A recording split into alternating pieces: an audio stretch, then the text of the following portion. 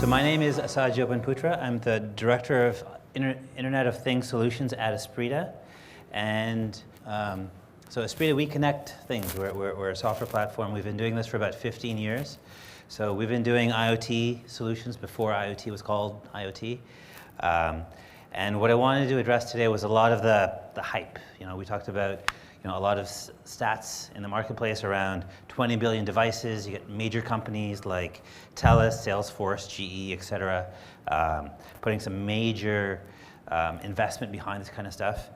But in many ways, I see IoT as a lot of it that's like the new cloud. It's just the new buzzword topic type of thing that people are looking into, saying, hey, maybe can I take advantage of this? What's really going on?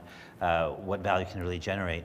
And I find there's a big difference between what's hot or what's in trend or what you see in online magazines or articles, et cetera, versus what actually creates business value in the projects that we've done. So what I found is that there's a big difference between this perceived versus actual. And what gets the press and what's sexy versus what actually creates value, there's sort of a big difference between that. So the actual value that's actually being generated compared to what goes into the articles, there's kind of a big difference between those two things. So what I wanted to address today was when I was talking to our clients, when they're trying to come up with a value proposition, a business case that works, a lot of times the first time you hear about something, it's not really, the math doesn't work. The business case isn't there. And what I found is that a lot of the IoT projects has been decades in the making. It's not a new concept or a new tech that's being brought to bear. It's certainly being more popular now because of a bunch of other factors. But what I wanted to go into was a number of five sort of business cases that are common or popular. And I'll go past the first wave of just the basic idea to the other additional value points that really make it valuable. Right? So we'll just sort of jump right into it. The first one that's kind of popular is pay-per-use. And the one reference point that a lot of people go to is the utility industry. Smart meters where you pay for power or electricity based on how much you actually use, as opposed to an estimated based system they used beforehand. And what we found is the actual cost, this is based off of a smart meter white paper that the Institute of Electric Efficiency did. And the operating cost was about $200 million for, this is retrospective after the fact, by the way. The operating cost was almost $200 million of cost for the hardware, installation, connectivity, et cetera. The savings in billing and getting the data was less than half. So you say, okay, this is savings in billing is the main thing that you hear about, but actually there's a lot of other factors going on that make the business case work. It's not just, okay, we're going to have frequent billing cycles or the cost of the metering that's going on. So in the for the power industry, there's a whole bunch of other factors that we have. So I'm going to speak about these additional contributing factors to that business case in sort of generic terms, because some of the stuff doesn't necessarily apply to everyone. So one of the things that pay-per-use allows you to do is eliminate unnecessary delivery costs. Either you're paying or sending too many trips out to each customer to deliver that service, or you're not going there often enough and you can potentially sell more products. Another component in there is avoiding inventory costs. So now that you know when the consumption patterns are, the actual production or whatever you're selling, whatever your manufacturing process or importing process is, they can streamline that to match. So you have basically better cash flow, and the company operating the service saves in terms of on the production side of things. The other common area around this is streamlining sales. So in a pay-per-use service, you automatically reorder the next unit of whatever units you have. And as a result, what we found is that reorder is automatic. They're not calling you, they're not negotiating, they're not looking at competitors. That reorder happens automatically, and you have a lot more stickiness with the customer based on that convenience, which is another factor in there. And then one of the other big factors here is forecasting demand. So now that you have historical data, you can sort of predict 6 months out, a year out, whatever, based on consumption year over year, comparisons of how much people are consuming, relative information. So this allows you to forecast your demand better and get a lot more efficiencies around the planning process. So these are what, at least from this report, the different sort of scenarios that applied for public utilities. On top of that, there's additional long-term benefits. So we found this pattern a lot when people build an initial IoT platform. They don't think about the possibility of taking that a step further once it's actually implemented. So the two big things that we're commonly available for in the utilities market has to do with providing new services like time of day billing or thermostats. Right? They have smart thermostats now that utilities are selling directly, where before they used to sell that through another channel, and that wasn't part of their business. Time of day billing was a huge benefit for them because they're now able to control their production process according to different times of day, and people aren't using it at peak, essentially. Right? The next scenario I wanted to go into is hardware as a service. So this is another common thing here. I call it, the razor blade model. And a lot of the challenges here was when people think about hardware as a service, what's the difference between hardware as a service and say I'm selling a piece of hardware on say on a monthly program. What's the difference between that and just a leasing program? Do I have to implement a whole bunch of technology just to split out my a payment program for my clients? So let me tell you a story about one of the clients that we worked with.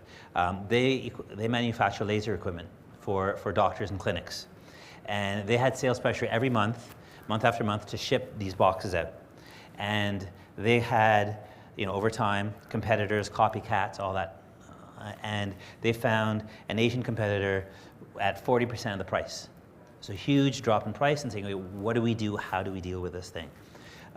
So the way the product management team looked at this was they changed their billing process, because both of them now, both of them could implement, say, a leasing program to do that, and they offered that. But what they did is they implemented a new program that offered a nominal upfront fee as well as a cost per patient served. So they now changed from a one-time revenue event to an ongoing relationship with the client and an ongoing revenue stream based on actual utilization and actual revenues that their end customers were creating, number one. But number two, they also connected this with their marketing program. So the marketing program for these same machines, they had a service around making sure people who were interested in the whole procedure itself. People were wondering, okay, is this safe? What are the results? How does this compare to other stuff? So consumers were communicating with the manufacturer as well. So what they're able to do is that they were able to tie the two together. So what they said was, we now know the marketing team has an ongoing communication or relationship with the consumers, and they provided all their doctor's locations to them so they could tie the two together. So now what they were able to do is, not only are they charging per customer served, but with their marketing program, they were able to connect an individual consumer back to the nearest location where they could provide that service back to their end customer.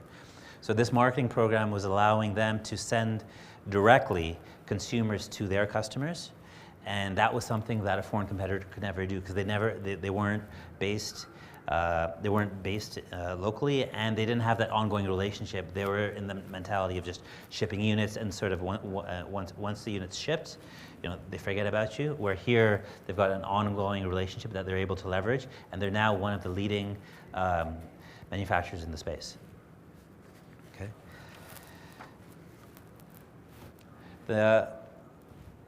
Another scenario that people look at for IoT when you're building business cases was around remote service. I can remotely connect to a piece of equipment. I can remotely monitor a machine. I can do something with that machine remotely. And we found that this to be a valuable, well, we talked to this company here called Digital Check. They make these check processing machines. And one of their challenges is what's common in a lot of sort of mature industries, where they'd been in the space for 30 years. Their machines had basically been evolved as much as they could. There wasn't that much more smarter that their image technology could have gotten, for example. They had very low margins over years. That margins had been eroded over time. The use of checks was down. There's alternative products out there, you know, like in a lot of mature industries where people have moved on. So there's decreasing sales volume. And this is something that's common in many industries. If you look at the music industry, the photo industry, the ATM industry, they've all matured to a certain point where margins are thin, volumes are huge, and you're in a case where it's like innovate or die. Like what, you know, you're kind of stuck. You have this big install base, but you know, where do you move? So what's interesting with them is, so they started looking at their cost of support, and in particular, they looked at a number of scenarios where it's kind of like your router at home, where they say your router stops working, you unplug it, plug it back in, and it starts working again. So their scenario, what they had to do was, if the machine stopped working, they would, the bank would basically return the unit, and they'd get a new one shipped back to them. But most of those units, nothing was broken. That unit, the hardware was blamed when actually something else was wrong. So they started out around this program. They created a program around decreasing the number of returns. So they got a big chunk of returns because they were able to remotely diagnose what was wrong, remotely repair it, suggest a fix or solution, number one. But then what happened afterwards, and we found this other pattern where once they had that system in place, they realized, the banks realized that you can remotely monitor these machines. And they find another use case. So they found another customer within the bank that basically said, look, we have these other needs around corporate security and fraud. So they said, okay, well, if you're remotely connected, can you provide a fraud capability to determine where the machines are located? And they were able to implement that capability and monetize that as an ongoing recurring base. So as a result, you know, they started out saying, okay, well, let me fix this particular problem, but what they ended up doing is maneuvering in such a way that they found a new customer or a new buyer within their existing customer base, and able to leverage that and sort of get a new revenue stream. So that's one thing for this. Preventative maintenance is another sort of common ROI statement that people look at. The basic premise is simple, right? You detect a problem and fix it before the machine breaks, and so when I worked with people working through this business case, the main challenges they get through is, can you detect all the failures? Can you actually repair it remotely? Can you what's the actual value there? And in some cases, there's a lot of just alternatives, right? Rather than inventing a bunch of technology to remotely connect to the machine, you can just create a checklist and say, okay, every quarter, this is a checklist of things you got to do. And so we worked with a client who was in a similar situation, right? So we worked with Kodak with all their retail photo machines, and what happened with them was, if the machine broke for any reason, somebody would tape like an out of order sign on it, basically like a closed for business kind of sign as far as they were concerned, where whatever the reason was, that machine was closed, and they essentially lost revenue, and they had to send someone on site to do that. So instead of inventing just a preventive maintenance program was effective, was a good idea, but on its own, the ROI numbers didn't work for proactively connecting to these machines. What was successful for them was they looked at it from what they consider a proactive model. So it's not just monitoring for failure conditions, but other scenarios as well. So what they looked at it was to remotely monitor these machines, so basically when the paper was out, that kind of stuff. They're remotely updated. So now they're able to do seasonal updates, pricing updates, changes in capabilities and features remotely rather than sending someone on site. The maintenance and analytics around this data was also huge for them as well, because they could compare sales and consumer patterns across stores or across regions. And those things allowed them to create marketing programs that they could leverage across retailers. So for them, their benefit was increased productivity. They call it increased productivity. It's actually for them an increase in sales, because increased productivity of the machines, increase in sales of paper. But they eliminated a whole lot of operational costs around a proactive, ongoing monitoring capability, rather than just a strict, preventive maintenance sort of program, running on a odometer kind of concept. This wouldn't be an IoT application presentation without a fleet tracking kind of scenario here. So in here, this is also something that when you're building a business case, we found with clients is not necessarily intuitive. So if you say raise your hand if you'd like to provide a service to say when to use the 401 and when to avoid it. You know, everyone's hands probably go up. If you said, okay, but that's not going to charge you $200 a year, you're like, well, you know, I don't know if that's really going to save that much money, right? And so Saia is a company that was also in a similar situation where they're saying, okay, maybe there's some inefficiencies in my process, maybe there's some waste in my process, but is it worth, you know, a $1.5 million investment? You know, what's the actual benefits there? You know, can I monetize that, and how do I, you know, is it a sure bet? And they had a big install base. They had over 3,000 trucks, okay? And what they found was, so they invested about $3 million into 3,000 trucks, and what they found was, and it was a tough call for them, right? So there's no change in the number of trucks, no change in the number of drivers, no change in the number of shipments, right? So the inputs are the same, the outputs are the same. You know, what sort of savings did they accomplish? And what they were able to achieve was, just by rerouting trucks and avoiding traffic or avoiding weather, was a $6 million saving, sorry, a $50 million savings in fuel. That's a 6% reduction in fuel costs, as well as a maintenance program. So now they're monitoring the maintenance and wear and tear of the engine, oil, brakes, and other components. So they were able to sort of plan out a maintenance program around their machines. And as a result of that, they had less outages and had a cost savings. And that was probably a little bit more difficult to monetize. But this is sort of a real life example around, hey, is it worth that $200 to say, get a device? And if you're a commercial trucking company, I guess the answer here is that this is maybe a good reference point that it is. A lot of these solutions that were sort of initially built by people like UPS and FedEx and those guys, their fancy logistics systems, a lot of those components are available to everyone else. In summary, when we're working with people on a business case, the things to think about is, you know, a lot of the business case is based on layers. You know, the first pass, what we found is that you're on a sort of a solid premise, but the ROI numbers may not work, and that there's a second level of benefits or a third level of additional capability or additional features that actually make the ROI numbers work. So those are some of the things that I think are really important when building that business case, because that first pass, you look at it and you think, hey, this may not work for me. But it's actually, you know, you need to look a little bit deeper for this to work. If this was easy, sort of everyone would be doing this stuff by now. Now, this wouldn't be a seminar, you know, worth its salt without a shameless plug. So let me tell you a little bit about me and about us. So Esprida builds IoT solutions. And in delivering any of these things, there's a lot of technology involved. There's a lot of moving parts, a lot of components. And all of that's changing all the time. The hardware's changing all the time. Connectivity options are changing. Software platforms and software options are changing all the time as well. So a lot of our expertise is around the glue of making all these components work and fit together.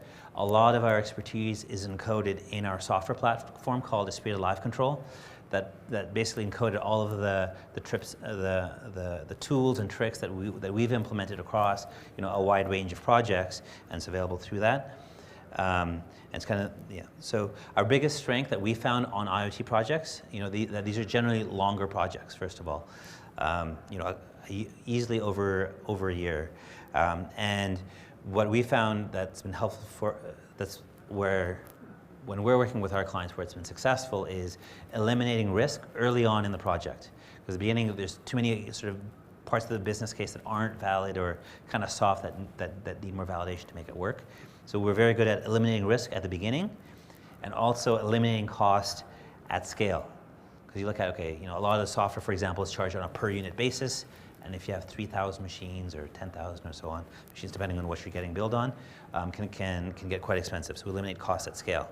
Okay, so I guess I'd open it up to questions. This will be available online. So if you're seeing this online, feel free to say drop me an email if you have problems with your business case or need some help. I'd be happy to share some information or share some guidance there. Okay, so thank you very much.